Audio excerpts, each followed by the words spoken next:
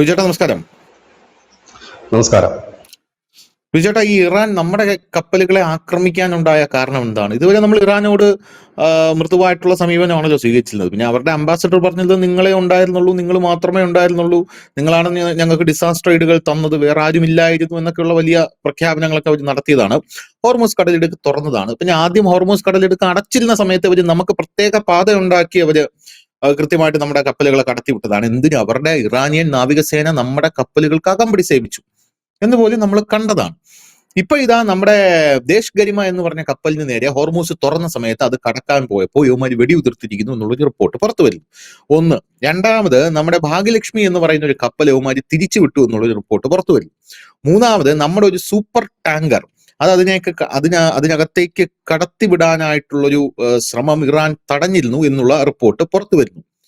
അപ്പൊ ഇങ്ങനെയുള്ളൊരു സാഹചര്യം എങ്ങനെയാണ് ഉടലെടുത്തത് എന്ന് നമുക്ക് അറിയേണ്ടതായിട്ടുണ്ട്. രണ്ടാമത്തെ കാര്യം, ഈ വെടിവെപ്പില് നമ്മൾ കരുതലോടെ നീങ്ങണം എന്നാണ് ഇപ്പൊ ഇന്ത്യ പറഞ്ഞിരിക്കുന്നത്. പിന്നെ പോരാത്തതിന് ഇറാനെ പൂർണ്ണമായും ഇപ്പോഴും ശത്രുപക്ഷത്തേക്ക് നിർത്തേണ്ട ആവശ്യമില്ല എന്നും ഇന്ത്യ പറയുന്നുണ്ട്.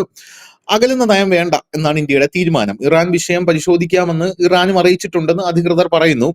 അപ്പോ ഹോർമൂസ് ഉപാധികളില്ലാതെ തുറക്കണം എന്ന് ഇന്ത്യയാണ് ഏറ്റവും ശക്തമായി പറഞ്ഞുകൊണ്ടിരുന്നത്. അതിന് UAE അടക്കമുള്ളവർ പിന്തുണച്ച് രംഗത്തെത്തിയിരുന്നു. പോരാത്തതിന് ഇന്നലെ നടന്ന വെടിവെപ്പിൽ ഇന്ത്യ നടുക്കം രേഖപ്പെടുത്തിയിട്ടുണ്ട് എന്നുള്ള റിപ്പോർട്ടുകളും പുറത്തു വരുന്നുണ്ട്. ഹോർമൂസ് കടക്കാൻ ശ്രമിക്കുന്ന കപ്പലുകളെ ഇനി ആക്രമിക്കുമെന്ന് ഇറാൻ ആവർത്തിച്ചു എന്നാണ് റിപ്പോർട്ടുകളിൽ നിന്നെല്ലാം ഞാൻ മനസ്സിലാക്കാൻ സാധിക്കുന്നത്. US സമുദ്ര ഉപരോധം അവസാനിപ്പിക്കാതെ കപ്പലുകൾ കടത്തിവിടില്ലെന്നാണ് പ്രഖ്യാപനം. ഇന്ത്യൻ കപ്പലുകൾ ആക്രമിക്കപ്പെട്ടതോടെ നിരവധി ടാങ്കറുകൾ ഹോർമൂസ് കടലിടുക്ക് കടക്കുന്നതിൽ നിന്ന് പിന്മാറിയിട്ടുണ്ട് എന്ന് മനസ്സിലാക്കാൻ സാധിക്കുന്നു. എന്താണ് ഹോർമൂസിൽ ഇപ്പോ, അതായത് ഇതുവരെ യുദ്ധം കൊടുമ്പിരി കൊണ്ട് നിന്നപ്പോഴൊന്നും ഇന്ത്യക്ക് നേരെ ഒരു ആക്രമണം ഉണ്ടായില്ല. യുദ്ധം തീരുന്നതിന്റെ ഒരു ഘട്ടത്തിൽ, ഹോർമൂസ് സമ്പൂർണ്ണമായും തുറക്കുന്ന ഘട്ടത്തിൽ ഇന്ത്യ അതിനകത്തേക്ക് കടക്കാൻ പോയപ്പോൾ ഒരു ആക്രമണം, ഇത് കരുതിക്കൂട്ടിയുള്ള ആക്രമണമാണോ അതേ അബദ്ധത്തിൽ സംഭവിച്ചതാണോ? അതിൽ നിന്ന് ഞാൻ പകുതി തമാശയും പകുതി കാര്യമായിട്ടൊരു കാര്യം പറയാം. അത് നമ്മുടെ രാജ്യത്തിന്റെ തലവിധി വല്ലാത്തതാണ്. നമ്മൾ ആരെയൊക്കെ സഹായിച്ചിട്ടുണ്ടോ അവരെല്ലാം നമുക്കെതിരെ പണി തന്നിട്ടുണ്ട്. ഉദാഹരണം പറഞ്ഞു കഴിഞ്ഞാല് തുർക്കിയിൽ ഒരു ഭൂകമ്പം ഉണ്ടായിരുന്നു.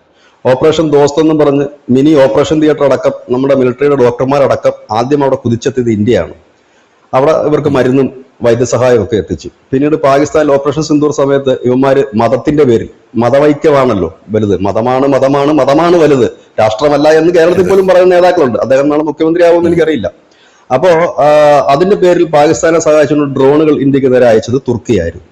മുമ്പ് മാൽദീവ്സ് പിടിച്ചടക്കാൻ ISISന്റെ ഭീകരർ അവിടെ എത്തുകയും ഇന്ത്യയോട് സഹായം അഭ്യർത്ഥിക്കുകയും ഇന്ത്യൻ വ്യോമസേന പറന്നുയരുകയും അവിടുന്ന് ഭീകരർ പോവുകയും അങ്ങനെ മാൽദീവ്സിനെ ഭീകരരുടെ പിടിയിൽ നിന്ന് രക്ഷപ്പെടുത്തിയ രാജ്യമാണ് ഇന്ത്യ. പിന്നീട് ആ മാൽദീവ്സ് നമ്മളോട് കാട്ടിയത് എന്താണ്? പിന്നീട് ബംഗ്ലാദേശിന് അരിയും കരണ്ടും വെള്ളവും എല്ലാം നമ്മൾ കൊടുത്തു. ആ ബംഗ്ലാദേശ് നമ്മളോട് കാട്ടിയത് എന്താണ്? ബംഗ്ലാദേശ് നമ്മുടെക്കെതിരെ വലിയ രീതിയിൽ പടയൊരുക്കം നടത്തുമ്പോഴും പട്ടിണി കൊണ്ട് ജാകാതിരിക്കാൻ അപ്പോഴും അരി കൊടുത്ത രാജ്യമാണ് ഇന്ത്യ.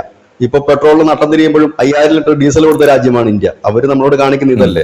അതിൽ നിന്ന് എന്ത് മനസ്സിലായി? ഇവന്മാരെയൊക്കെ എത്ര സ്നേഹിച്ചാലും സഹായിച്ചാലും ഒക്കെ ഫലം തഥൈവ തന്നെയാണ്. പക്ഷെ ഇറാന്റെ വിഷയത്തിലേക്ക് വരുമ്പോൾ, ഇവിടെ ഇന്നലെ ഇറാന്റെ സ്ഥാനപതിയെ ഇന്ത്യ വിളിച്ചു വരുത്തി പ്രതിഷേധം അറിയിച്ചിരുന്നു. അതിന് തൊട്ടു പിന്നാലെ അവിടുത്തെ പരമോന്നത നേതാവിന്റെ പ്രതിനിധിയുണ്ട്, ഇന്ത്യയിലെ പ്രതിനിധി ഡോക്ടർ അബ്ദുൽ മജീദ് ഹക്കീം ഇലാഹി എന്നാണ് അദ്ദേഹത്തിന്റെ പേര്. ഇലാഹി പറയുന്ന ഒരു കാര്യം, ഇന്ത്യയും ഇറാനും തമ്മിൽ ചരിത്രപരമായ ബന്ധമുണ്ട്. 5000 വർഷത്തെ പഴക്കമുള്ള ബന്ധമാണ്. ഞങ്ങൾ ഉറച്ച സൗഹൃദ രാജ്യമാണ്. ഇപ്പോൾ സംഭവിച്ചത് എന്തെന്നറിയില്ല. ഒരുപക്ഷെ സൈനിക ഏകീകരണത്തിൽ ഉള്ള പാളിച്ചയാകാം. ഇവിടെ ഇത് പറയുമ്പോൾ, ഈ സൈനിക ഏകീകരണത്തിലുള്ള തകർച്ചയാകാമെന്ന് പറയുമ്പോൾ, ഒരു വാർത്ത കഴിഞ്ഞ ദിവസങ്ങളിലൊക്കെ ഇന്റർനാഷണൽ മീഡിയാസിൽ വന്നിട്ടുണ്ടായിരുന്നു. അതിൽ പറയുന്ന കാര്യം, ഇറാനിലെ ഭരണകൂടവും സൈന്യവും രണ്ടും രണ്ട് വഴിക്കാണ് നീങ്ങുന്നത്. ഭരണകൂടം, അതായത് IGRC, അതായത് അവിടുത്തെ ഇസ്ലാമിക റവല്യൂഷണറി ഗാർഡ് അവിടെ ഭരണം പിടിച്ചെടുത്തു എന്നൊരു വാർത്ത നേരത്തെ തന്നെ ന്യൂസ് ഇന്ത്യ മലയാളം കൊടുത്തിരുന്നു. അത് നമ്മളൊരു സൂചനയായിട്ട് കൊടുത്തു. പക്ഷെ അങ്ങോട്ടാണ് കാര്യങ്ങൾ പോകുന്നത് എന്നാണ് ഇപ്പോൾ ബലപ്പെടുന്നത്. കാരണം സൈന്യത്തിലെ തന്നെ പല വിഭാഗങ്ങൾ അവർക്ക് തോന്നുമ്പടിയാണ് ഈ കാര്യങ്ങൾ. അതുകൊണ്ടാണ് ഈ ഹോർമൂസ് തുറക്കുമെന്ന് ഇറാൻ പറയുകയും തൊട്ടു പിന്നാലെ അത് അടക്കുകയും വെടിവെപ്പ് ഉണ്ടാകുകയും ചെയ്തത്. അതായത് രണ്ടും രണ്ട് വഴിക്കാണ് പോകുന്നത്. അതായത് അവിടുത്തെ മിതവാദികളായ പെഷസ്കിയാൻ അടക്കമുള്ളവർക്ക് വലിയ റോളൊന്നും ഇപ്പോൾ ഇറാനിൽ ഇല്ല എന്നൊരു വാർത്ത വരുന്നു. അങ്ങനെയെങ്കിൽ അത് കുറച്ചുകൂടി അപകടകരമായ രീതിയിലേക്കാണ് ആ കാര്യങ്ങൾ പോകുന്നത്. മറ്റൊരു വാർത്ത വരുന്നത്, ഫോക്സ് ന്യൂസ് ഒരു വാർത്ത ഇന്നലെ പുറത്തുവിട്ടിരുന്നു. അവർ പറയുന്നത്, മുനീറിനെ ഇനി അമേരിക്ക നമ്പരുത്, കാരണം മുനീർ ഒരു ഡേഞ്ചർ ആളാണ്, അവര് അമേരിക്കയ്ക്ക് പണി തരാൻ വന്ന ചാരനാണ് എന്ന് ഫോക്സ് ന്യൂസ് വലിയ റിപ്പോർട്ടാണ് കൊടുത്തിരിക്കുന്നത്. അതായത് അവർ പറയുന്നത്, ട്രംപിന് ഒരു മുന്നറിയിപ്പ് അമേരിക്കയുടെ സൈനിക വൃത്തങ്ങൾ ഇത് സംബന്ധിച്ച് നൽകിയെന്നാണ്. ട്രംപിനെ സംബന്ധിച്ച് മുനീർ എന്ന് പറയുന്ന പ്രിയപ്പെട്ട ഫീൽഡ് മാർഷൽ അസീം മുനീർ എന്നാണ് ട്രംപ് അഭിസംബോധന ചെയ്യുന്നത് തന്നെ. അപ്പൊ അത് കാരണം വെച്ചാൽ ഈ മുനീറിന് ഈ പറയുന്ന ഇറാനിയൻ റവല്യൂഷണറി ഗാർഡിന്റെ കമാൻഡർമാരുമായി അടുത്ത ബന്ധമുണ്ട്. വളരെ പഴക്കമുള്ള ബന്ധമാണുള്ളത്. അപ്പോൾ ഇറാനുമായി ഒരു സഖ്യത്തിന് പാകിസ്ഥാൻ ശ്രമിക്കുന്നുണ്ട്. അങ്ങനെ ഒരു സഖ്യം രൂപപ്പെട്ടാൽ നാളെ ദക്ഷിണേഷ്യക്ക്, ഇന്ത്യ അടക്കമുള്ള രാജ്യങ്ങൾക്ക് അതൊരു ദോഷകരമായി ബാധിക്കും. അപ്പോൾ ഒരു ഡബിൾ ഗെയിമാണ് പാകിസ്ഥാൻ കളിക്കുന്നത്. ഇത് മുൻപും നമ്മൾ കണ്ടിട്ടുണ്ട് എന്നാണ് അമേരിക്ക പറയുന്നത്. അഫ്ഗാനിസ്ഥാൻ വിഷയത്തിൽ പാകിസ്ഥാൻ ഇങ്ങനെ ഇരട്ടത്താപ്പ് കാണിച്ചിരുന്നു. അതായത് അമേരിക്കയുടെ കൂടെയാണെന്ന് കാണിക്കുകയും അഫ്ഗാനിസ്ഥാനും താലിബാനും വേണ്ട സഹായങ്ങൾ മറുവശത്തോട് പാകിസ്ഥാൻ ചെയ്തു കൊടുക്കുകയും ചെയ്തിരുന്നു. ഇങ്ങനെയൊക്കെയുള്ള കാര്യങ്ങൾ ചെയ്തിട്ടുണ്ട്. ഇവിടെ ഈ ഡബിൾ ഗെയിമാണ് കളിക്കുന്നത്. സൗദിയോടൊപ്പമാണ് തങ്ങളെന്ന് പറയുകയും മറുവശത്തോട് ഇറാന് വേണ്ട സഹായ സഹകരണങ്ങൾ ഏർപ്പെടുത്തുകയും ചെയ്തുകൊണ്ടിരിക്കുകയാണ് പാകിസ്ഥാൻ. അതുകൊണ്ടാണ് മുനീറിനെ നമ്പരുത്, പാകിസ്ഥാനെ നമ്പരുത്. ട്രംപിന് ഇപ്പോൾ അമേരിക്കയുടെ അവരുടെ സൈനിക മേധാവികൾ തന്നെ ഒരു മുന്നറിയിപ്പ് നൽകിയിരിക്കുന്നത്. ഈ ഒരു സാഹചര്യം കൂടി ഉണ്ടാകണം. അങ്ങനെയെങ്കിൽ മുനീറിന്റെ കൂടെ ഒരു ഇൻസ്പിറേഷനിലാണോ ഈ ഇസ്ലാമിക് റവല്യൂഷൻ ഗാർഡിലെ ചില കമാൻഡർമാർ തീരുമാനമെടുത്ത് ഇന്ത്യൻ കപ്പലിന് നേരെ വെടിവെച്ചത് എന്നുള്ളതാണ് രണ്ടാമത്തെ കാര്യം. ഇനി മൂന്നാമത്തെ കാര്യം, അവര് ഇറാനെ ഈ യുദ്ധത്തിൽ ഇപ്പൊ താൽക്കാലികമായി വെടിനിർത്തിയിരിക്കുകയാണല്ലോ. ഏപ്രിൽ 22 വരെ വെടിനിർത്തിയിരിക്കുക അങ്ങോട്ടും ഇങ്ങോട്ടും. അപ്പോ ഈ ഹോർമുസ് തുറന്നു കൊടുക്കാന്ന് പറഞ്ഞു. അപ്പൊ ഈ വിടുവാനെ ട്രംപ് അവിടെ ഒരു ഡയലോഗ് അടിച്ചിട്ടുണ്ട്. ഇറാൻ മുട്ടുമടക്കി അവരുടെ പക്കലുള്ള യുറേനിയം ഞങ്ങൾക്ക് നൽകാം എന്ന്, സറണ്ടർ ചെയ്യാം എന്ന് അവർ പറഞ്ഞു. ഇത് ഇറാനെ ചൊടിപ്പിച്ചു. ഇറാൻ പറഞ്ഞു ഞങ്ങളുടെ മണ്ണ് വിട്ടുകൊടുക്കുന്നതിന് തുല്യമാണ് ഞങ്ങൾ സമ്പുഷ്ടമായ ഞങ്ങളുടെ ഈ യുറേനിയം വിട്ടുകൊടുക്കുന്നത്. അതിൽ അവർ ചൊടിക്കുകയും പെട്ടെന്ന് തന്നെ ഹോർമുസ് അടയ്ക്കുകയുമാണ് ചെയ്തത്.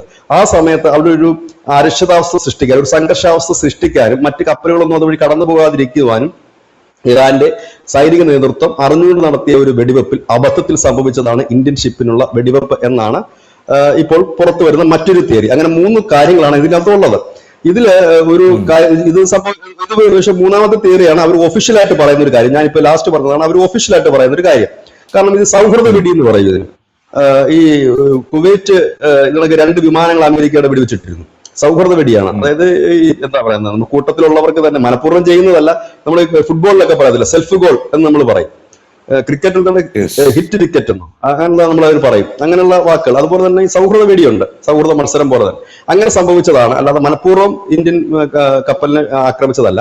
ഞങ്ങളൊരു പെട്ടെന്ന് തന്നെ ഹോർമുസ് അടക്കുകയും ലോകത്തിന് മുഴുവൻ മുന്നറിയിപ്പ് നൽകുന്നതിന് വേണ്ടിയിട്ട് അവിടുത്തെ ഒരു സ്ഫോടനാത്മകമായ അന്തരീക്ഷം സൃഷ്ടിച്ചപ്പോൾ അവിടെ കുടുങ്ങിയിരുന്ന ഇന്ത്യൻ കപ്പലിന് നേരെ. പക്ഷെ അതിനോടൊപ്പം തന്നെ അത് ശരിയാണോ എന്നൊരു സംശയമുണ്ട്. അതിനോടൊപ്പം തന്നെ മറ്റൊരു ഇന്ത്യയുടെ ഒരു സൂപ്പർ ടാങ്കർ എണ്ണയുമായി ഹോർമുസ് കടന്നു. അത് 2 രീതിയിൽ പ്രചരിക്കുന്നുണ്ട് ആ വാർത്ത. ഒന്ന്, ഇന്ത്യൻ നാവികരുടെ വളരെ ധീരമായ ഒരു നടപടിയിലൂടെയാണ് ആ ഷിപ്പ് പുറത്തു കടന്നത്. ലോകം തന്നെ അമ്പരപ്പോടെ നോക്കിയെന്നാണ് പറയുന്നത്. മറ്റൊരു വശം, ഇറാന്റെ സഹായത്തോടു കൂടിയാണ്, ഈ വെടിവെപ്പിന് ശേഷമാണ് അത് സംഭവിച്ചിരിക്കുന്നത്. ആ കപ്പൽ അവിടുന്ന് പുറത്തോട്ട് വന്നിട്ടുണ്ട്. അപ്പോൾ ഇറാൻ പറയുന്നതിനകത്ത് അവസാനം പറഞ്ഞ തിയറി എടുക്കുന്നതായിരിക്കും കുറച്ചുകൂടെ ഉചിതം. കാരണം ഞങ്ങൾക്ക് ഇങ്ങനെ അബദ്ധത്തിൽ വന്നതാണ്, അല്ലാതെ ഞങ്ങൾക്ക് ഒരു ഏകോപനം ഇല്ലാതെ സംഭവിച്ചതാണ് എന്നുള്ളത്. കാരണം ഈ വെടിവെപ്പിന് ശേഷമാണ് നമ്മുടെ ഒരു ടാങ്കർ ഇപ്പോൾ ഹോർമുസ് കടന്നിരിക്കുന്നത്. അതിനെക്കുറിച്ച് ചില മാധ്യമങ്ങൾ പറയുന്നത് നമ്മളുടെ വളരെ നമ്മുടെ നാവികർ വളരെ വിദഗ്ധമായി ആ കപ്പൽ ഈ വെടിവെപ്പിനിടയിൽ കൂടെ രക്ഷപ്പെടുത്തിയെടുത്തു എന്ന് പറയുന്നു. മറ്റു ചിലർ പറയുന്നു അത് ഇറാന്റെ കൂടെ സഹായത്തോടെ പുറത്ത് കടക്കുകയായിരുന്നു പറയുന്നത്. ഏതായാലും ഈ വക കാര്യങ്ങളുടെയൊക്കെ ഒരു ക്ലാരിറ്റി വർഷങ്ങൾക്ക് ശേഷമൊക്കെ ആയിരിക്കും ഒരുപക്ഷെ അറിയാൻ കഴിയുന്നത്. ഏതായാലും നിയമത്തെ സാഹചര്യത്തിൽ നമ്മൾ ഈ ധനുഷ് പറഞ്ഞത് ശരിയാണ്. നമ്മൾ അവർക്ക് മരുന്ന് എത്തിച്ചു കൊടുത്തു, വൈദ്യസഹായങ്ങൾ എത്തിച്ചു കൊടുക്കുന്നുണ്ട്. ഒപ്പം തന്നെ അവരുടെ കടലിൽ കുടുങ്ങി കിടന്ന എണ്ണ നമ്മൾ വാങ്ങി. അങ്ങനെ ഒരുപാട് കാര്യങ്ങൾ നമ്മൾ ചെയ്തു കൊടുക്കുന്നുണ്ട്. പിന്നെ നമ്മുടെ ഒരു തലേവിധി, ഞാൻ ആദ്യം തുടക്കത്തിൽ പറഞ്ഞതുപോലെ, നമ്മൾ ആരെയൊക്കെ സഹായിച്ചിട്ടുണ്ടോ അവരൊക്കെ നമുക്ക് പലപ്പോഴും പണി തന്നിട്ടുണ്ട് എന്നുള്ളത് മറ്റൊരു കാര്യം. ഇനി അങ്ങനെ അല്ലാതെ അങ്ങനെ ആണോ എന്നറിയാം. അത് നമ്മുടെ മറ്റൊരു വിധിയാണ്, തലയിലെടുത്ത് മാറില്ലല്ലോ എങ്ങനെയായാലും.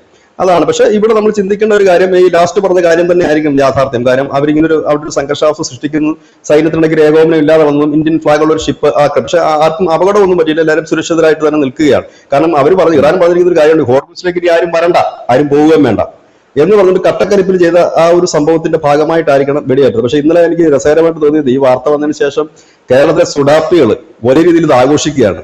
നമ്മുടെ രാജ്യത്തിന്റെ കപ്പലിനാണ് വെടിയേറ്റത്, അവൻ ഉണ്ണുന്ന അല്ലെങ്കിൽ അവൻ ഉറങ്ങുന്ന ഈ മണ്ണിന്റെ കപ്പലിനാണ് വെടിയേറ്റത്. അവനങ്ങ് ആഹ്ലാദം കൊണ്ട് സഹിക്കാൻ മേല. ഇവർ ഈ ഓപ്പറേഷൻ സിന്ദൂറിന് അനങ്ങാതിരുന്നത് എന്തുകൊണ്ടാണെന്ന് അറിയാം. ഇല്ലെങ്കിൽ ഈ രാജ്യത്തെ ബഹുഭൂരിഷം കയറി ചവിട്ടിക്കൂട്ടെന്ന് അറിഞ്ഞുകൊണ്ടാണ്. അല്ലെങ്കിൽ ഓപ്പറേഷൻ സിന്ദൂറിന്റെ സമയത്തും ഇവർ ഉള്ളൊരുക്കി പ്രാർത്ഥിച്ചത് പാകിസ്ഥാൻ ജയിക്കണമെന്നായിരുന്നു. പാകിസ്ഥാൻ ജയിച്ചിരുന്നത് കുറച്ചുകൂടെ ജാളായി നിൽക്കാമായിരുന്നു. ഇറാൻ നമ്മുടെ ഷിപ്പ് വെടിവെച്ചു എന്ന് പറയുമ്പോൾ ഏറ്റവും കൂടുതൽ കമന്റുകൾ സന്തോഷിച്ചുകൊണ്ടിട്ടിരിക്കുന്ന ഒരു നാട് കേരളമാണ്, സുഡാപ്പികളാണ്. എന്തോ ഒരു തലച്ചോറാണ്. ചുമ്മാതാണോ കൃഷ്ണൻ മന്തി കഴിക്കുന്ന പടമെടുത്തിരുന്നത്? അബദ്ധമല്ല. ഇത് കണക്കുള്ള കുടില ബുദ്ധിയും അല്പബുദ്ധിയുമാണ് ഇവർക്കുള്ളതെന്നുള്ള അതിന്റെ ഒരു തെളിവ്. അതെനിക്ക് കണ്ടപ്പോൾ വിഷമം തോന്നി, പിന്നെ ചിരിയും തോന്നി. കാരണം വേറെ ഒന്നും കൊണ്ടില്ല, ഇത്രയും സുരക്ഷിതമായി കമന്റ് ഇടാൻ ഏത് രാജ്യത്തിരുന്ന് പറ്റും? ദുബായിൽ ഒരു പോസ്റ്റ് ഇട്ട 18 മലയാളികളെ അകത്താണ്. ഈ രാജ്യത്തിരുന്ന് പോസ്റ്റ് ഇടുകയാണ്. ഈ രാജ്യത്തിന്റെ എല്ലാവിധ അവകാശങ്ങളും പേറിക്കൊണ്ട് ഈ പറയുന്ന ഈ മോദി കഷ്ടപ്പെട്ട് ഹോർമുസിൽ നിന്ന് ഇവിടെ എണ്ണ കൊണ്ടിരുന്നത് മോദിയുടെ വീട്ടിലേക്ക് കൊണ്ടുപോകാനല്ല, അല്ലെങ്കിൽ മോദിയുടെ ബൈക്കിന് പെട്രോൾ അടിക്കാൻ വേണ്ടിയിട്ടല്ല. പകരം ഈ നാട്ടിലെ പെട്രോളിന്റെയും ഡീസലിന്റെ വില വർദ്ധിക്കാതിരിക്കാൻ എല്ലാവർക്കും വേണ്ടി കൊണ്ടിരുന്നതാണ് ഈ റിസ്ക് സഹിച്ച്. അങ്ങനെ വരുന്നവർക്ക് വെടിവെക്കുമ്പോൾ അതിനകത്ത് സന്തോഷിക്കുന്ന നാറികളെയൊക്കെ നമ്മൾ എന്താണ് പറയേണ്ടത്? അവരെയൊക്കെ ഈ രാജ്യത്ത് നിന്ന് പുറത്ത് തള്ളണം. മുമ്പ് പറഞ്ഞത് ശരിയാണ്, ഇന്ത്യയുടെ ശത്രുക്കൾ 0.5% ഇന്ത്യക്ക് അകത്ത് തന്നെയാണ്. ഈ ശത്രുക്കളെയൊക്കെ ആദ്യം കൊന്നൊടുക്കിയതിന് ശേഷം രണ്ടാമതേ നമ്മൾ പാകിസ്ഥാനെ ആക്രമിക്കേണ്ടതായിട്ടുള്ളൂ എന്നാണ് എൻ്റെ ഒരു വിലയിരുത്തൽ.